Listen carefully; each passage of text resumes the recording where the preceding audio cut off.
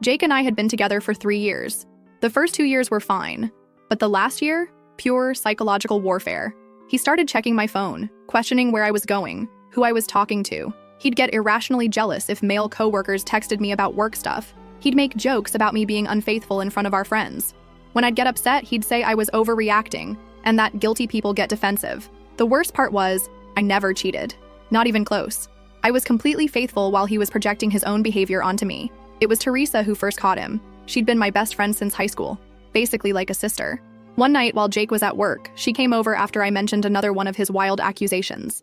I showed her texts where he was questioning why I got home 15 minutes late from grocery shopping and suggesting I was meeting someone. Teresa got this weird look on her face and showed me her phone. Jake's dating profile, active that very day.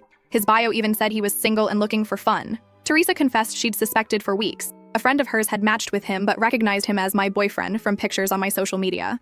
Teresa had been gathering evidence before telling me because she wanted to make sure it wasn't just a misunderstanding. That night, we formulated a plan. Teresa would create a fake profile and try to match with him to see how far he'd go. Teresa matched with him within hours. He didn't even hesitate. Their chats were vile. He told her he was single, complained about his psycho ex, me, who he was trying to break up with, but who wouldn't take the hint. When Teresa asked why he didn't just end it, he wrote, "She pays half the rent and does all the cooking and cleaning.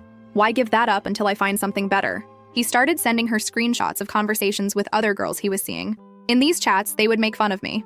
He called me the most hideous creature and something so repulsive to these women. There was a message from Jake saying, "I almost gag when she tries to kiss me." And some girl responded, "You're such a saint for putting up with her. I would have left ages ago." Jake wrote back, "It's complicated, but not for long, I promise." These were messages to multiple women, all while he was accusing me of cheating. All while I was cooking his favorite meals, doing his laundry, and trying desperately to prove my loyalty to him. I didn't confront him right away. Teresa and I decided we needed more than just evidence. We needed a plan. Not to get him back, but to absolutely destroy him. The next few weeks, I played the perfect girlfriend while Teresa continued chatting with him through the fake profile. I smiled when he kissed me goodbye in the mornings. I still cooked his meals and did his laundry. I even apologized when he accused me of flirting with the delivery guy who literally just handed me our food and left. All the while, I was plotting. One night, Jake came home late smelling like unfamiliar perfume. When I casually mentioned it, he got furious and said I was being paranoid and that maybe I should talk to someone about my insecurities. He said maybe I was depressed, that I hadn't been myself lately.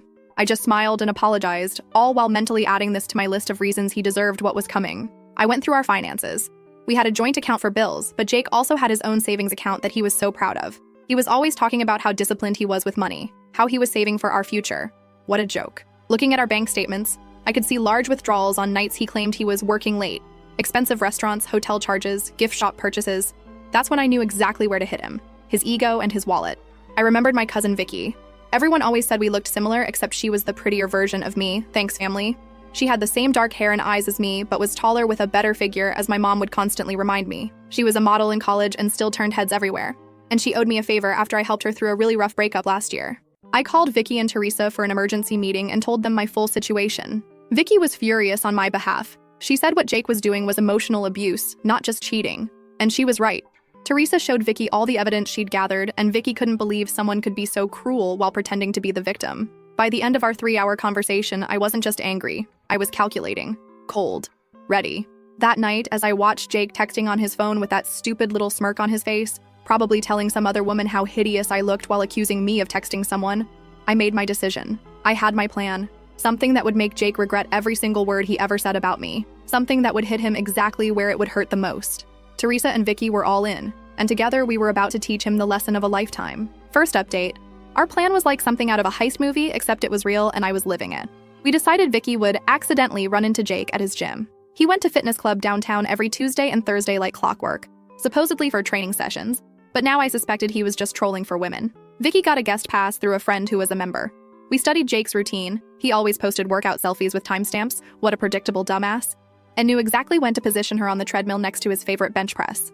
The first day of Operation Takedown, Vicky wore these insane leggings that made even me do a double take. She texted me from the gym. Target acquired. He hasn't stopped staring since I walked in. What happened next was so predictable, it was almost boring. Jake accidentally bumped into her while getting a towel. Started a conversation about protein shakes or some bullshit. Asked for her number to share workout tips. By that evening, he was already texting her. I sat with Vicky on my couch reading every message, my stomach in knots. Teresa brought wine and takeout, insisting we needed fuel for the psychological warfare ahead. The texts were exactly what you'd expect. Compliments about how fit she looked, questions about whether she was single, suggestions they should grab a protein shake sometime. Here's the kicker. Jake had no idea Vicky was my cousin. We look similar, but not in an obvious way unless you're really paying attention. And Jake never really paid attention to me anymore. The plan was simple but devastating.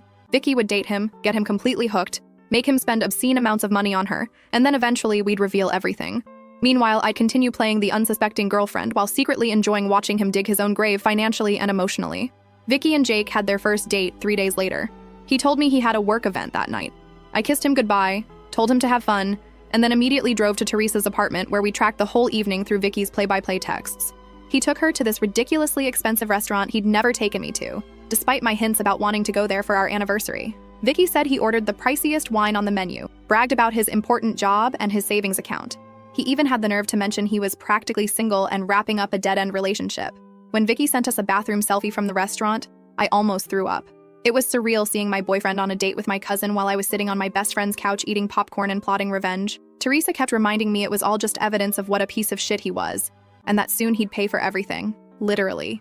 Over the next few weeks, Jake became obsessed with Vicky. He started canceling our plans to see her, staying out later, coming home with this smug look on his face like he had some amazing secret, all while Vicky reported back everything to me and Teresa. The money spending started small. Dinners, small gifts, concert tickets. But Vicky was strategic. She'd mentioned some jewelry she liked just casually while they were walking past a store. Next thing you know, Jake's dropping $500 on earrings to impress her. She'd talk about a weekend getaway spot she'd always wanted to visit, and suddenly Jake was booking hotels and making plans. The best part? Vicky would accidentally leave these gifts at his place claiming she didn't want to lose them, but really so he couldn't ask for them back later. Then she'd bring them straight to me. I now had a collection of expensive jewelry, designer bags, and even a fucking watch he bought her, all purchased with money he claimed he was saving for our future. As for the trips and experiences, Vicky had a system. She'd get Jake to book everything on his credit card. Then she'd find some excuse for why she needed cash for her half, which he'd immediately refuse because he was trying to impress her. Then after the weekend, she'd Venmo me her fun money from Jake's cash. Sometimes I'd use it for myself, but mostly I'd split it with Teresa and Vicky for what we called our revenge fund. We were building quite the nest egg. One weekend, Jake told me he had a business conference in a beach town 2 hours away. What he actually had was a romantic weekend with Vicky at a luxury resort. Vicky somehow convinced him she needed $800 in spending money for spa treatments and shopping. He handed it over without question. That money funded my spa day with Teresa at a local place while he was gone. We got the works, massages, facials, mani-pedis, all on Jake's dime. We even posted pictures, knowing Jake never looked at my social media anymore. The whole time, Jake was getting bolder with his lies to me. He started working late 4 nights a week, had business trips on weekends. Once he even claimed his mom was sick so he could take Vicky to a wine country resort. His mom called me that same weekend to ask if we wanted to come over for dinner. I made up some excuse about Jake having food poisoning. Keeping up my end of the charade was exhausting. I had to pretend everything was normal, had to keep cooking his meals, doing his laundry, smiling when he kissed me with the same fucking lips he'd been using on my cousin. Things got more complicated when Jake started telling Vicky about his horrible girlfriend, meaning me. Vicky would record their conversations, legal in our state with one-party consent, and send them to me. Hearing him call me desperate and clingy and totally oblivious made me want to burn his entire life to the ground. The worst was when he told Vicky he couldn't wait to be done with the dead weight, and that the only reason he hadn't broken up with me yet was because it's just so convenient having someone split the bills and do all the household shit. He literally called me his Roomba that also pays rent. When I heard that recording, I smashed a glass against the wall when Jake wasn't home. Teresa had to come over and help me clean it up before he got back. But even through the pain, the benefits of our scheme were starting to pile up. Vicky convinced Jake to buy her a new iPhone. Because hers kept dying, she immediately gave it to me since my screen was cracked. She got him to buy designer shoes in her size, which was actually my size. She even managed to get him to pay for a weekend yoga retreat that she never attended. I went with Teresa instead, laughing the entire time about how Jake was funding my relaxation while believing I was at home doing his laundry. Around the 2-month mark, Vicky started phase 2 of our plan. She began talking about how stressed she was at work, how she needed a real vacation. She strategically mentioned places she'd always wanted to visit. Coincidentally, places I had mentioned wanting to go. One night while on a date with Jake, she broke down in fake tears about how she'd never been able to afford a real vacation. Jake, trying to be the hero, immediately offered to help. Before the night was over, he'd booked a weekend trip to this amazing mountain resort about 3 hours away. All expenses paid. Here's where it got interesting. The day before the trip, Vicky called Jake sobbing. Her grandmother was in the hospital and she couldn't possibly go away that weekend. Jake was devastated, especially since the reservation was non-refundable. Vicky, being the thoughtful person she is, suggested he take the trip anyway since he'd been working so hard. Jake reluctantly agreed. The minute Jake told me he was going on a guy's fishing trip that weekend, his cover story to me, I texted Vicky and Teresa. The plan was in motion. Vicky had already secretly given me the reservation details. As soon as Jake left for work the next morning, I packed my bags, picked up Teresa, and we drove to the exact resort Jake had booked for his weekend with Vicky. We checked in using the reservation Jake had paid for. The front desk didn't even blink when I gave them my ID. The reservation was under Jake's name but didn't specify guest names. We spent the entire weekend in luxury. Spa treatments, gourmet meals, hiking with a private guide, all courtesy of Jake's credit card. We even ordered room service and charged it to the room. Meanwhile, Jake was texting Vicky about how disappointed he was, but how he was making the best of it on his fishing trip with imaginary friends. We took so many pictures that weekend, being careful not to post them anywhere Jake might see. Those photos went into what we called our evidence locker, the folder we'd eventually use to show Jake just how thoroughly he'd been played. When I got home Sunday night, Jake was already there telling me about all the huge fish he and his buddies caught. I nodded and asked questions, acting interested while secretly replaying the memory of soaking in a hot tub with a glass of expensive champagne he had paid for. The pattern continued for another month. One of my favorite scams was the birthday present scheme. Vicky mentioned her best friend's birthday was coming up, and she wanted to get her something special but was short on cash. Jake immediately offered to help. He ended up buying an expensive designer bag that Vicky had picked out, which she promptly gave to me for my birthday, which was actually the following week. I carried that bag everywhere, including on dates with Jake. He complimented it once, saying it looked expensive. I just smiled and said Teresa had gotten it for me. Technically not a lie. His savings account was dwindling, and he'd started complaining to me about unexpected expenses at work and how we might need to tighten our belts for a while. The audacity. Meanwhile, things between Jake and Vicky were getting more serious from his perspective. He started talking about introducing her to his friends, maybe even his family. Vicky skillfully deflected, always keeping him at that perfect distance, close enough to keep spending money on her, but not so close that their relationship would move forward in any meaningful way. What Jake didn't know was that we were building up to something big. Vicky had started planting seeds about a luxury vacation she'd always dreamed of taking, some tropical resort with private bungalows over the water, places where rooms cost like $1,000 a night. Jake predictably took the bait, started looking at options, trying to figure out how to afford it. That's when we discovered he'd been moving money from our joint account into his private one to fund his double life, money that was supposed to be for our bills, our future.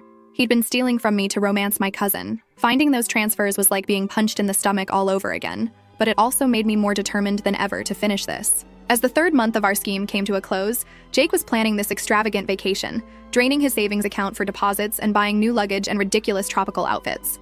Little did he know, it was all leading to the final phase of our plan, but we weren't quite ready to spring the trap. Not yet. We had at least one more month of making him pay. Literally. The best part?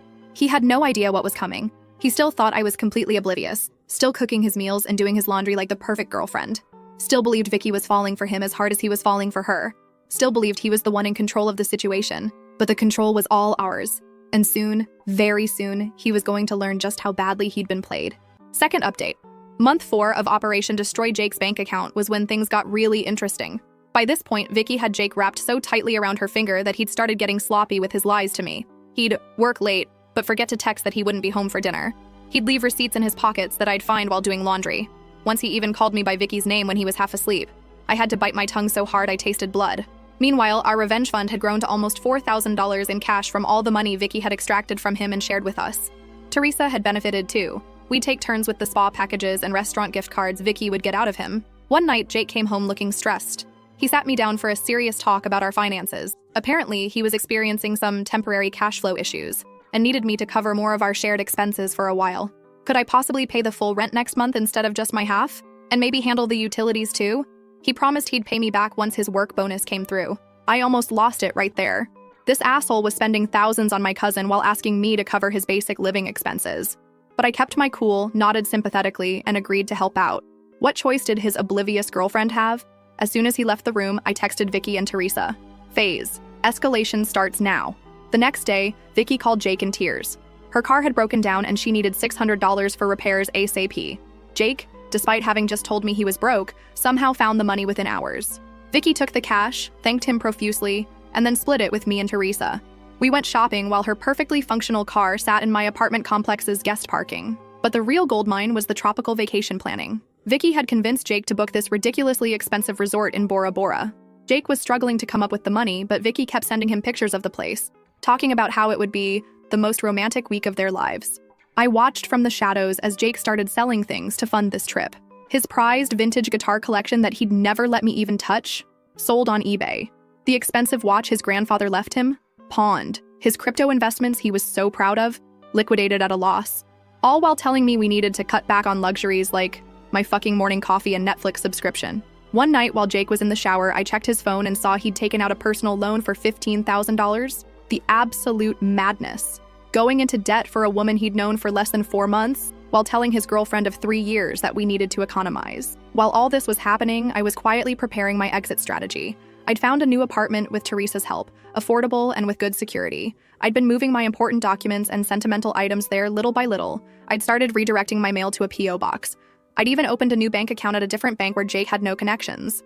The stress of maintaining the charade was getting to me, though. Playing the supportive, oblivious girlfriend while watching Jake destroy his finances for another woman, even if that woman was my cousin working on my behalf, was exhausting. Some nights I'd lie awake next to him, fighting the urge to scream in his face about what a pathetic, disloyal piece of shit he was. Teresa noticed I was struggling and suggested we treat ourselves to a mental health day, using some of our revenge fund money. We booked a day at this amazing hot springs resort, about an hour outside the city. The irony? It was a place Jake had once promised to take me for our anniversary, but claimed we couldn't afford. The day at the hot springs was exactly what I needed. Soaking in the mineral pools, getting massages, drinking champagne at 11 a.m., all while knowing Jake was at work, stressed about money, completely unaware that he was funding my relaxation. It felt like poetic justice. When I got home that evening, Jake was already there, which was unusual. He looked nervous, pacing around the living room. My heart dropped. Had he somehow found out about our scheme? But no, it was something else entirely. He sat me down and told me he'd been doing some serious thinking about our relationship. This was it. He was going to break up with me. After all these months of cheating and lying, he was finally going to end things so he could be with Vicky openly. I prepared my fake surprise face, already mentally rehearsing how I'd call Vicky and Teresa the minute he left to tell them we needed to accelerate our timeline. But that's not what happened at all.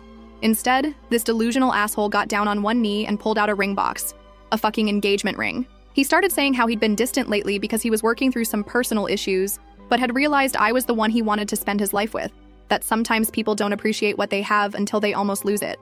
That he wanted us to start fresh. I was literally speechless. This was his plan? To lock me down with an engagement while continuing to see Vicky on the side? Or was he planning to break things off with her? Either way, it was the most pathetic, desperate move I could imagine. The ring was tiny. Nothing like what he'd once promised he'd get me someday. Clearly his finances were in worse shape than I'd thought. I stood there frozen, my mind racing through options. If I said yes, it would buy me more time to extract maximum revenge. If I said no, the game would be over too soon. I did what any self-respecting woman in my position would do. I burst into tears, not entirely fake, they were tears of rage, and told him I needed time to think, that his distant behavior had hurt me deeply and I wasn't sure if we could fix things, that I loved him, but needed space to consider his proposal. Jake was crushed but tried to hide it. He said he understood that he'd give me all the time I needed. He even suggested I go stay with my parents for a few days to clear my head. I almost laughed out loud. He was trying to get me out of the apartment so he could have Vicky over. I pretended to agree, packed a bag, and went straight to Teresa's place. The minute I arrived, I called Vicky and filled her in on this insane new development. She couldn't believe it either. What kind of psychopath proposes to one woman while actively planning an expensive romantic vacation with another? We decided to use this new situation to our advantage. Vicky would act especially needy and demanding in the coming days, really pushing Jake to his financial limits. Meanwhile, I'd string him along about the proposal, asking for time and space while actually using that time to finalize my escape plan. Over the next week, I stayed at Teresa's but maintained daily contact with Jake. I'd text him things like, "still thinking," and "need more time," while he responded with increasingly desperate messages about how much he loved me and how he'd do anything to make our relationship work. 10 days after the proposal, Jake called me sounding stressed. He needed to talk to me about something important. In person. My heart raced. Had he somehow figured out our scheme? I agreed to meet him at a coffee shop the next day, then immediately called Vicky and Teresa for an emergency strategy session. We decided I'd wear a tiny microphone. Teresa had one from her journalism days, so they could listen from Teresa's car parked nearby. If things went south, they'd be right there to intervene. We also prepared a cover story in case Jake had somehow discovered what we were doing. What Jake wanted to talk about wasn't our scheme at all. It was money. He confessed he'd made some bad financial decisions recently and was in serious trouble. He'd maxed out his credit cards, taken out loans, and even borrowed from friends. He needed my help to get back on track. Specifically, he wanted me to take out a loan in my name to consolidate his debts. He promised he'd pay it back, that it would only be temporary. He even suggested it could be the first step in our life together, proving we were a team who helped each other through tough times. I sat there stunned at the audacity. This man had spent thousands on another woman, lied to my face for months, and now wanted me to go into debt to solve his financial problems he'd created by trying to impress my cousin. It took everything in me not to throw my hot coffee in his face.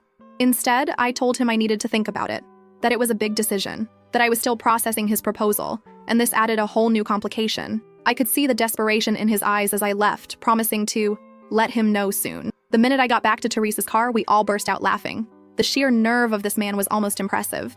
Vicky immediately started planning the next phase. She would tell Jake she'd gotten an unexpected bonus at work and could now contribute significantly to their vacation. All he needed to do was complete the bookings and she'd reimburse him for her share. Of course, that reimbursement would never come, but Jake didn't know that. Over the next few days, Jake secured the final bookings for their Bora Bora trip. He'd had to borrow money from his brother to cover the last few $1,000s, but it was done. All non-refundable, all booked under both their names. The vacation was scheduled to start in exactly 2 weeks.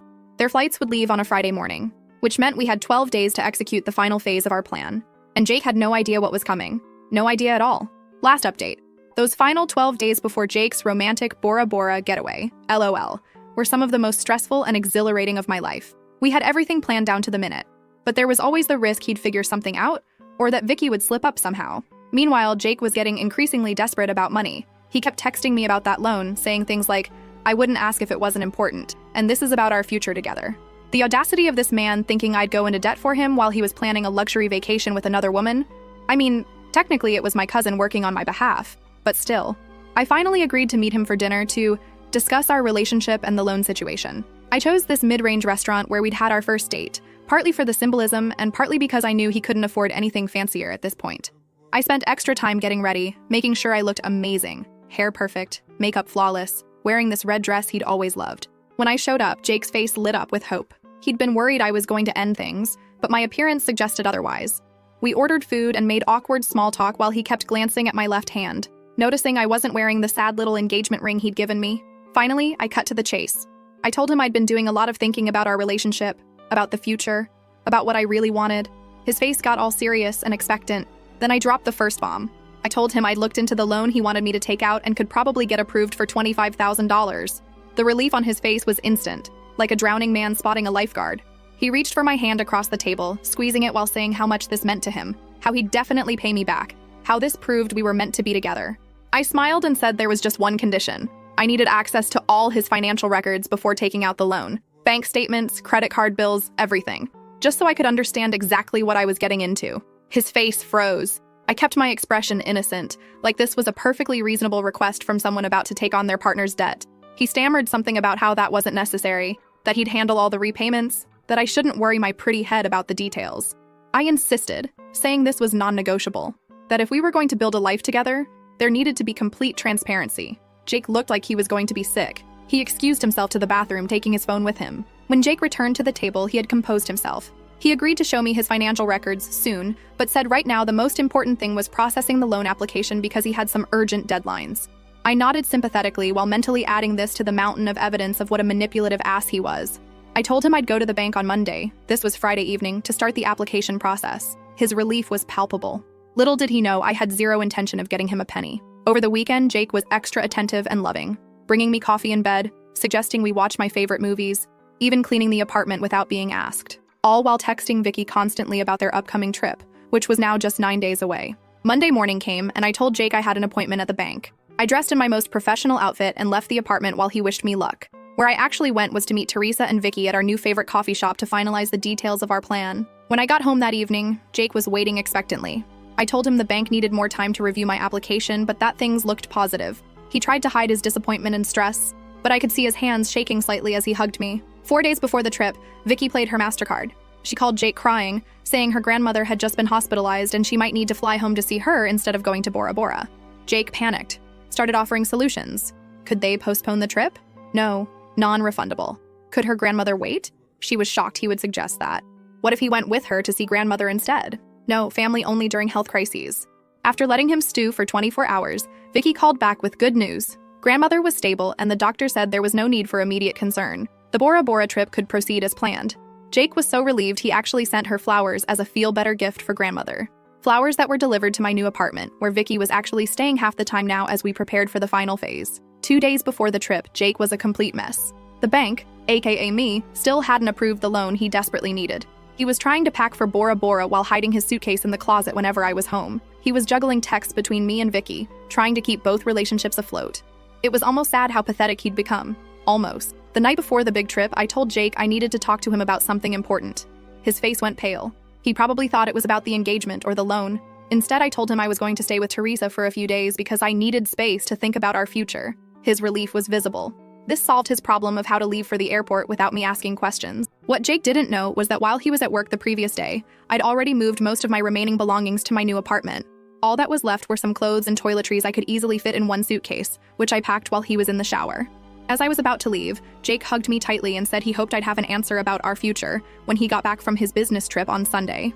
The fact that he could lie to my face so convincingly after 3 years together still astounded me. The moment I closed the apartment door, our final countdown began. Operation Complete Destruction was officially underway. I went straight to Teresa's place where Vicky was waiting. We ordered pizza, opened champagne, and went over our plan one last time. Tomorrow morning, Jake would head to the airport thinking he was about to have the romantic getaway of a lifetime with his gorgeous secret girlfriend. Instead, he was about to have the worst day of his life. We barely slept that night, too wired with anticipation. At 6 a.m., Vicky texted Jake, "Good morning, so excited for today. Can't wait to see you at the airport." Jake responded immediately, "Just finishing packing. See you at Terminal 3 at 8:30. Can't believe we're finally doing this." At 7 a.m., we watched through the apartment building's security app as Jake left with his suitcase, looking happier than I'd seen him in months. The minute his car pulled away, Teresa, Vicky, and I got into Teresa's car and headed to the airport ourselves. Not to fly anywhere, just to witness what was about to unfold. We arrived at Terminal 3 around 8:15 and positioned ourselves at a cafe with a perfect view of the check-in counters. Jake arrived at 8:25, looking around eagerly for Vicky. He checked his phone, texted her, then went to stand in the check-in line for his flight. At exactly 8:45, when Jake would be approaching the counter, Vicky sent him the message we'd carefully crafted the night before. It was a selfie of me, Vicky, and Teresa together, all smiling widely with middle fingers up. Beneath it, Vicky wrote, "Surprise, asshole. Hope you enjoy your $17,000 vacation for one. Your girlfriend knows everything." We watched from our hiding spot as Jake received the message. He froze in the middle of the check-in line, staring at his phone. His face went from confusion to shock to horror in seconds. He looked around wildly as if expecting to see us. Tried calling Vicky immediately, straight to voicemail because she'd blocked his number. Tried calling me, same result. Jake stepped out of the line, still staring at his phone in disbelief. He slumped onto a nearby bench, frantically typing, probably sending desperate messages that would never be delivered. We watched this go on for almost 20 minutes before he finally got up and walked zombie-like toward the exit, dragging his suitcase behind him. Jake spent the entire day calling us from different numbers, leaving increasingly desperate voicemails. We ignored them all, focusing instead on phase 2 of our final plan. I'd also left a carefully worded letter on the kitchen table outlining exactly what we knew, along with printed copies of some of his worst messages about me, including the ones where he called me the most hideous thing and his Roomba that also pays rent. The letter explained that if he contacted me or Vicky again with any threats or harassment, the entire evidence folder would be sent to his parents, his boss, and posted publicly. Was all of this strictly necessary? Probably not. Was it deliciously satisfying after months of his psychological abuse and cheating? Absolutely. That evening, Jake showed up at the apartment to find he couldn't get in. The security camera caught his meltdown in the hallway as he realized just how thoroughly he'd been played. Over the next few days, Jake cycled through every emotion possible. He sent emails begging for forgiveness, then angry ones calling us crazy bitches, then pitiful ones about how he'd lose his job if he couldn't repay his debts. Exactly 1 week after the airport incident, we executed the final part of our plan. Vicky, Teresa, and I booked ourselves into a gorgeous local spa resort for the weekend, paid for with the last of our fund money. While soaking in hot tubs and getting massages, we each posted a single photo to our social media accounts. Predictably, this triggered another round of desperate messages from Jake, now using his brother's phone since we'd blocked all his numbers. He couldn't understand how we could be so cruel and heartless. He claimed what he'd done wasn't that bad compared to how we'd destroyed his life. The lack of self-awareness was truly spectacular. In the months since then, Jake has tried various tactics to contact me. He even sent a letter to my parents' house. They forwarded it to me unopened. What he hasn't done is repay any of the money he took from our joint account, or explain to his family and friends why he suddenly had to move back in with his parents at 30. As for the financial aftermath, Jake is apparently working 2 jobs trying to pay off his debts. The vacation packages, flights, and hotel reservations were all non-refundable, just as Vicky had insisted when booking. His credit score is destroyed. His savings are gone. Meanwhile, I'm thriving in my new apartment. I've been promoted at work. I'm wearing designer clothes and jewelry that technically Jake paid for. I'm planning a real vacation with Teresa and Vicky next summer, one that we will pay for with our own money because we're not pathetic cheaters who have to manipulate people to get what we want. Last week, Jake showed up at my apartment building at 3 a.m., clearly drunk, crying into my Ring doorbell camera about how he'd made the biggest mistake of his life and would do anything for another chance. I watched the live feed from my phone, cozy in bed, and did the only reasonable thing, sent the video to Vicky and Teresa so we could all laugh about it together, then forwarded it to building security to have him removed from the property. 20 missed calls later, he finally gave up. I slept like a baby that night, knowing he was suffering while I was absolutely thriving. That, my friends, is what you call karma. And it is beautiful,